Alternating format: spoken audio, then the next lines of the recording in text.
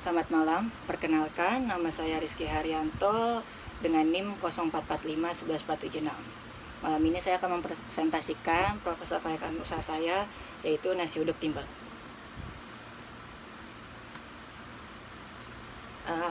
Nama produk saya yaitu Nasduk Bell yang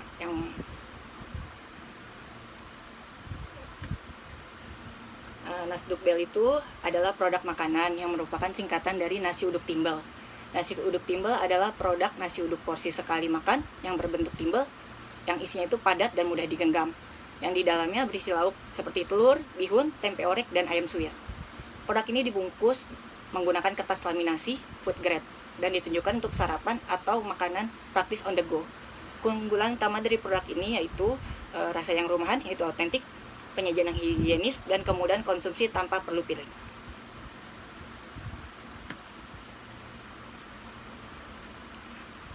Adapun tujuan aspek pemasaran yaitu segmen target yang pertama adalah pekerja, pelajar, dan tetangga sekitar pada tahap awal ini.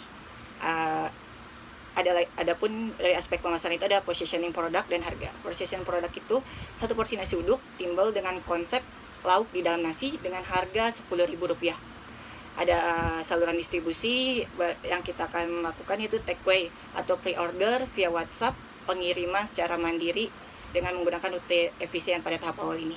Terus ada media promosi, kita menggunakan media promosi melalui status WA atau poster digital atau WA, testimoni pelanggan, sama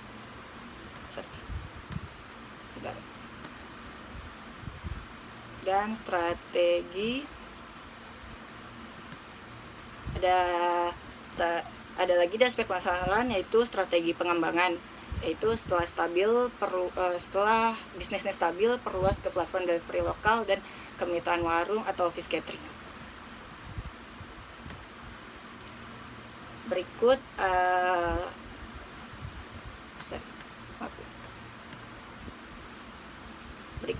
HPP per produksi.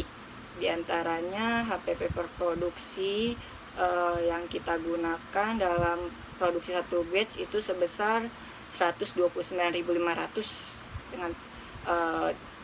dengan bahan baku seperti beras, santan, dada ayam, tempe, bihun, telur, sayuran, dan bumbu segar, beserta kayak bahan penolong kayak minyak goreng atau penyedap seperti Royco atau kertas nasi, dan juga selotip.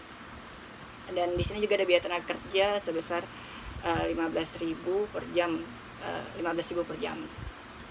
Dan ada gas overhead variable kayak gas atau pembersihan dan kebersihan. Jadi totalnya sekitar 129.500. Satu batch ini kita menghasilkan 15 porsi dengan HPP-nya sebesar Rp8.633.000. Nah, ini ada tabel harga, laba, dan margin per porsi. Harga jual saat ini per porsi sebesar Rp10.000. HPP per porsinya itu sebesar Rp8.633.000. Laba kotor per porsinya itu sekitar 1.367. Margin kotor itu sekitar 13,7%.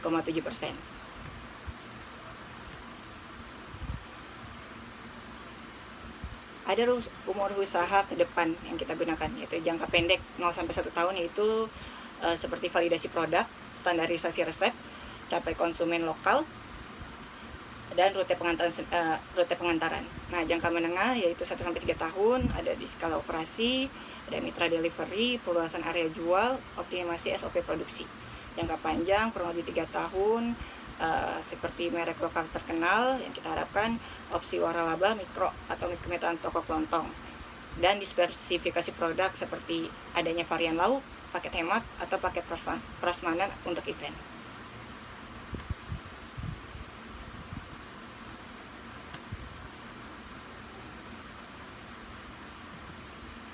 Ada faktor dan teknis dan teknologi yang akan digunakan. Di antaranya ada proses produksi, yaitu SOP baku, yaitu pencucian, penghalusan bumbu, pemasakan santan, penyiapan lauk, pembentukan timbel, pengawasan kedap minyak, dan standarisasi takaran untuk konsisten rasa.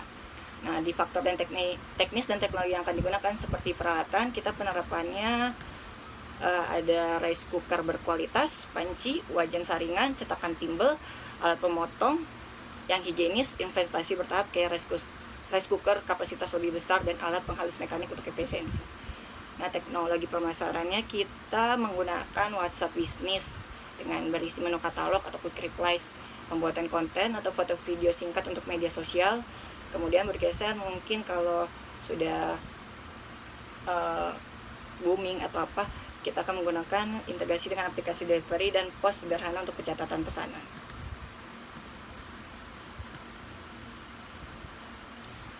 Terus faktor dan teknis dan teknologi yang akan digunakan di kebersihan dan keamanan pangan itu seperti penerapan prinsip HACCP sederhana, yaitu kontrol suhu ayam, penyimpanan santan, kebersihan peralatan, dan dokumentasi SOP sanitasi harian.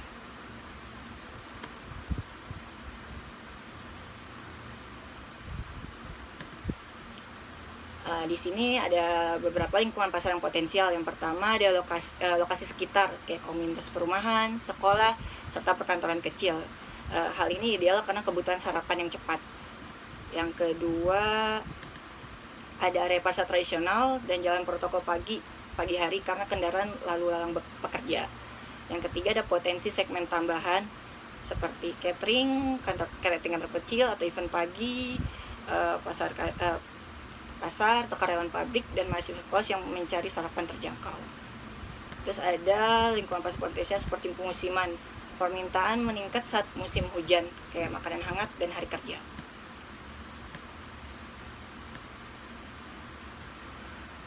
Di sini ada persaingan dengan kompetitor. Persaingan kompetitor itu sebentar, maaf.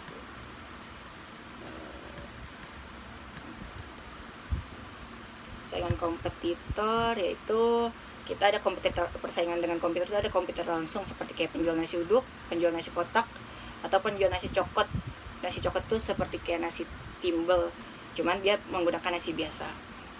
Terus keunggulan kompetitif yang kita gunakan seperti format timbel yang rapi, lauk lengkap di dalam kemasan, harga kompetitif, dan rasa otentik. Nah, di sini ada strategi diferensiasi dan ancaman.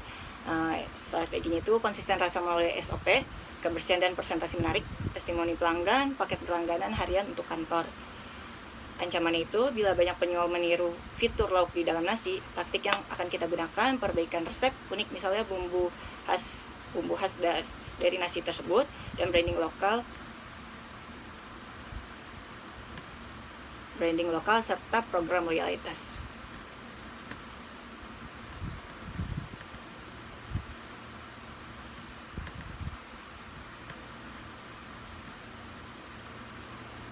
Dampak faktor lingkungan terhadap usaha. Yang pertama lingkungan fisik. Lingkungan fisik itu pasti terdiri pasokan bahan segar bergantung pada pasar lokal. Fluktuasi harga bahan pokok dapat menurunkan margin, perlu mitra pemasok stabil dan pembeli grosir. Lingkungan kesehatan. Kebersihan lingkungan produksi dan perubahan regulasi keamanan pangan berpengaruh langsung kepatuhan meningkatkan kepercayaan pelanggan. Lingkungan sosial, preferensi rasa lokal dan kebiasaan sarapan akan mendukung adopsi. Reputasi di komunitas penting untuk pertumbuhan organik. Pertama ada rekomendasi mitigasi, yaitu stok bahan kunci secukupnya, kontrak pasokan kecil dengan pedagang, pengecekan kualitas berkala, dan pelatihan higienis semua yang terlibat.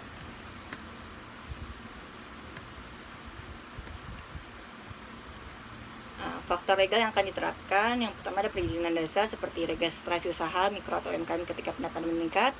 Keamanan pangan itu ada sertifikasi registrasi PIRT jika skala produksi dan distribusi meningkat keluar rumah tangga. Penerapan label produk yang jelas, komposisi, tanggal produksi, tanggal konsumsi atau penyimpanan. Kepatuhan lingkungan seperti pengolahan limbah makanan sesuai peraturan setempat, dan penggunaan kemasan food grade. Dokumen sederhana untuk supplier dan delivery partner di kontrak dan perlindungan. Contohnya kayak ada pencatatan transaksi untuk keperluan pajak dan pelaporan.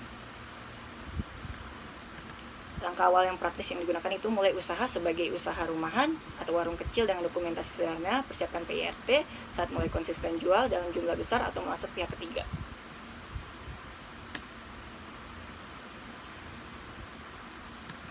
Sekian, terima kasih. Berikut presentasi kelayakan usaha nasi uduk timbel dari saya. Saya mohon maaf apabila ada kekurangannya dalam presentasi ini. Sekian, saya ucapkan terima kasih. Terima kasih Rizky untuk presentasinya. Sama-sama Ibu. Teman-teman, apakah ada yang ingin ditanyakan?